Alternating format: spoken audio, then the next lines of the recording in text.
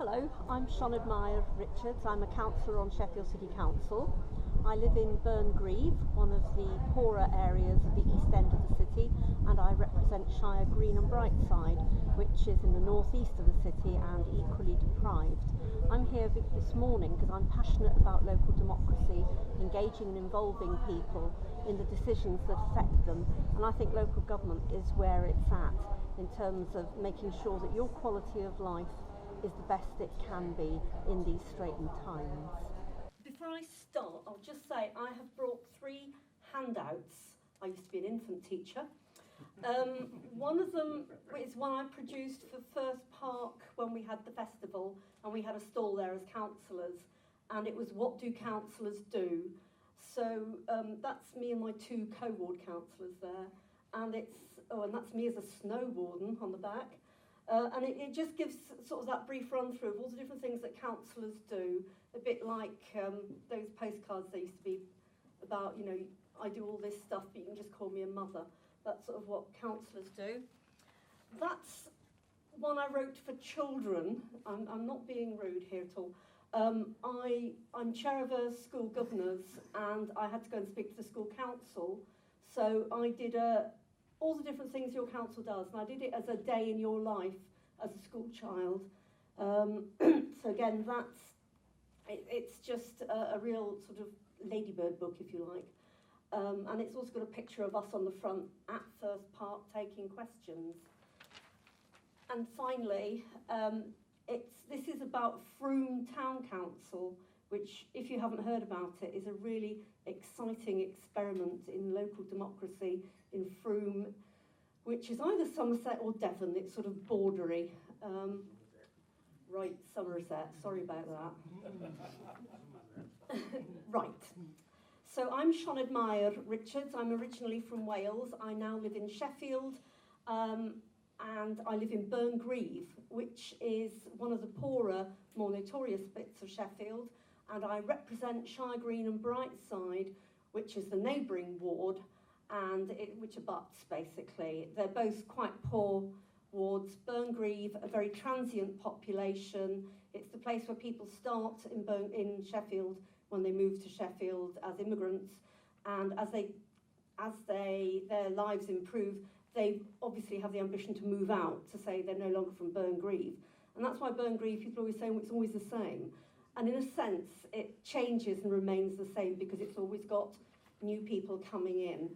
And my ward that I represent, Shire Green and Brightside, which abuts, has at the edges a similar population of transient people moving up to Winkerbank and the fabulous hill there, which used to be an Iron Age hill fort. How many people have got those in their ward?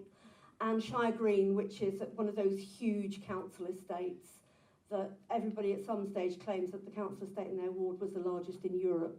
So I expect mine was at some time. The other thing about me is I'm a mum. I'm the mother to a 14-year-old boy. So I think the sympathy waves I can get there. A boy who I left in his pants swearing to me he'd only been on the Xbox for 10 minutes. That's just so that you know that councillors, we all have real lives. We don't suddenly become politicians. We have real lives. Our children go to the local schools, and we experience the local services and all the difficulties as much as you do, because we're actually living here as well. I've been a councillor for 3 years. This is my 4th year. Why am I in politics? My mum says I had a very keen sense of fairness from a very early age, which means I was a very irritating child, I think. But it's local stuff that really interests me. Foreign policy, I'm sure, is a really good thing, but it's not as satisfying as making sure people's bins are emptied on time and that they live in a nice neighbourhood where they feel safe and valued. So what are the sorts of things I do as a councillor? I do the stuff that you all expect me to do, like surgeries and being a school governor and holding meetings with people and going to all the local groups and going to their meetings and finding out what people want. When I became a governor, the chair, who'd been the chair for 27 years, suddenly retired, and I ended up being the chair of governors of a school of 700 pupils where 85% of our 3-year-olds come in with no discernible speech patterns. That's the sort of stuff that I am dealing with day in, day out. It's not a nice leafy suburb, if you like. Antisocial behaviour, quite large on the council estate I represent. One of the first things I did was to work with a group of residents and cajole, persuade and support them to go to court about a family that was making life hell on that road. And it was really scary. We went to court and that family were there intimidating people. We had to have the police there.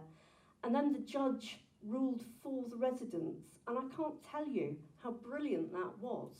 And not only do these people have their lives back and the confidence to just carry on their lives as they would like to, they also have a sense of community because they did those things, and also an increased trust in the police, who really supported them through that.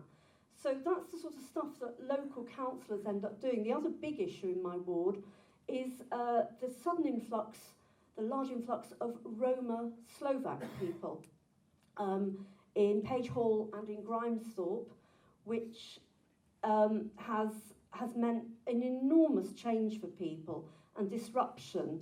And that's been a really hard thing to try to broker arrangements. And, who am I? I'm just sort of a person who's got a 14-year-old recalcitrant son, and suddenly I'm being asked to broker and arrange deals and get people to learn to live together. That's the reality of being a local councillor. I'm now on the fire authority, where suddenly I find I'm chair of audit and having to have an inquiry into overtime expenditure on chief officers, which has made me immensely popular, but it's the sorts of thing that we have to do and be brave and do those things. And it's no mean feat to stand up to big professional people as an ordinary person. What I wanted to pitch was that I think what we really need in Sheffield is parish councils. Why are parish councils good? Because they are the lowest, not the lowest, that sounds worse, they are the first step, I think, of democracy. They are in your neighbourhoods, in your areas, and yes, they can be a bit Vicar of Dibley-esque at times, but on the whole, I think they're really good. They're permanent, they're statutory, they can raise money themselves, which means that they're not waiting on the whim of their bigger authority. If you have area committees where you live, you know that the council can take that money away at any time. A parish council raises its own money. So if you look, for example, in my ward, we could raise by everybody paying £5 a year for their parish council, they could raise £100,000 every year. Now just think of the transformational things we could do with that steady income that we know is always going to be there. We could plan, and that's just for a ward area. So we can do small things with it. You can have small grants. You can actually do big things with it as well. If you look at Kilmarsh, where I think they built their own leisure centre and did all sorts of amazing things just from a small parish council, people with imagination. Milton Keynes have parished their entire area. Bradford is in the throes of doing it because, as they say, local people, locally elected people, because you have to be elected to a parish council. You're not somebody who decides you're a representative. You have to be elected by your peers. It's always a bit scary standing up to be elected, And then finally, the one that I'm giving you the example of, Frome Town Council, which is just an amazing example of people getting together to transform their community and doing it at the grassroots and doing it because they can and because they care. It's slightly disingenuous, I suppose, because the person that's doing it is somebody called Mel Usher, who used to be a really large cheese in local government in London, and so for him to suddenly turn up and be a mere councillor is perhaps not quite as ordinary as he would say. But in a time of cuts, where we're scrabbling around for our local areas to make them better, I think a parish council in every ward in Sheffield is the way forward. I'm in a minority of one in the Labour group in Sheffield on this, but I'm going to work on it. Thank you.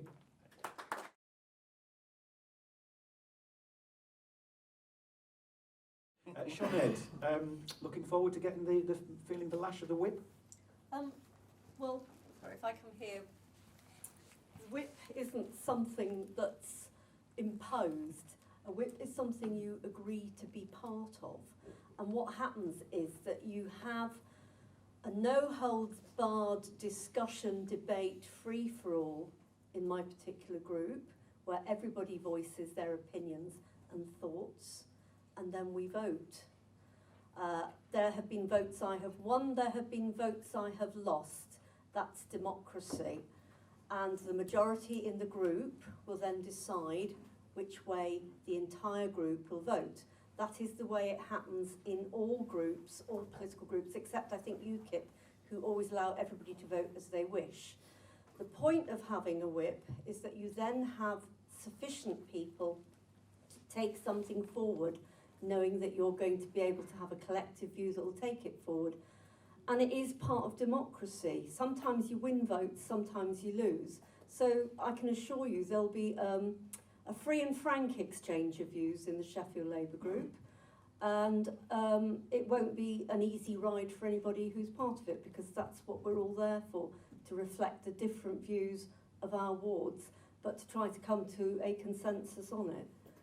And that's the way it always works. When somebody says, oh, well, you were whipped, it's part of a collective agreement that you agree to be part of. It isn't an imposition. It's a way of making things move forward.